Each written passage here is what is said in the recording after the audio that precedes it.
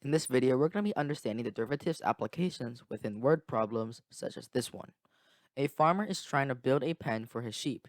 He has 120 meters worth of fencing. What are the dimensions of the pen with the largest possible area given that the pen is rectangular? And a general good rule of thumb within word problems is that we should assume the quantities that we're trying to solve for. And within this specific question, we're trying to solve for the dimensions of the pen. Therefore, it is good and safe to assume the dimensions of the pen. So we assume that since it's given that the pen is rectangular, we can draw a rectangle and assume the width and length to be x and y because the width and length are the dimensions of the rectangle. With this information, we can use what we have assumed to model our given information that he has 120 meters worth of fencing. So this means that the perimeter of this pen must be a sum of 120 meters. To find the perimeter, it's 2 times parentheses the sum of the width and length, which is equal to our given information of 120 meters. This is the perimeter of the rectangle, which is equal to the given information of 120 meters worth of fencing. To divide 2 on both sides, we simplify this equation to be equal to x plus y is equal to 60, meaning that the sum of the dimensions of the pen must be equal to 60.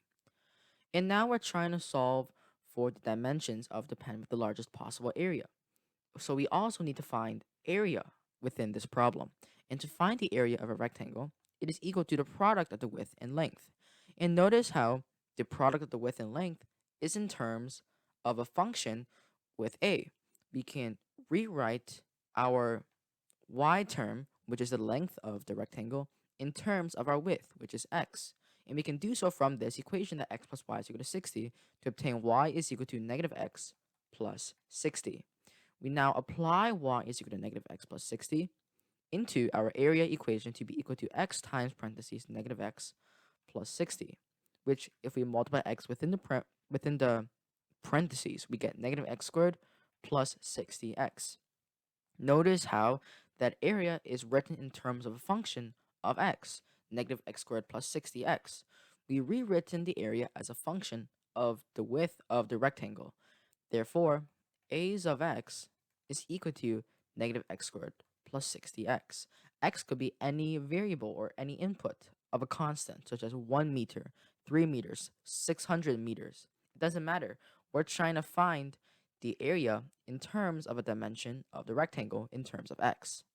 So therefore, we can apply our knowledge of the derivative, which is the first derivative, to find maximum and minimum values within our function a of x. So a prime of x will be equal to negative 2x plus 60 by the power rule. And we're going to set this to be equal to 0 because only when the first derivative is set to 0 can we find maximum and minimum quantities of a function. Therefore, negative 2x will be equal to negative 60, x will be equal to 30 meters. So we have solved for one of the dimensions that will give us the resulting largest possible area within the problem.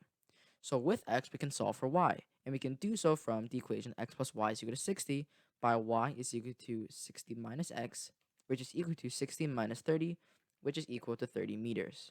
Hence, solving the problem with dimensions of this pen to be 30 by 30 meters. And you might see something interesting, that 30 by 30 meters is a square.